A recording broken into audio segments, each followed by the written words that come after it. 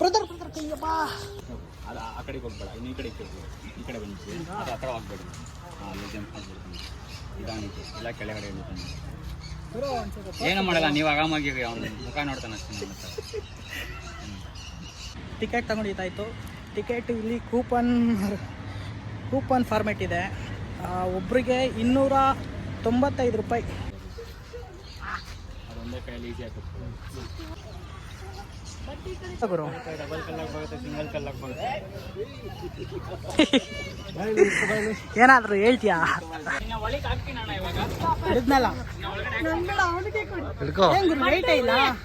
ಅಷ್ಟೇನಾ ಡೈಲಾಗು? ಏನು ಗುರು ನೀನೇನು ಮಾತಾಡೋದೇ ಇಲ್ಲ ಜಾಸ್ತಿ.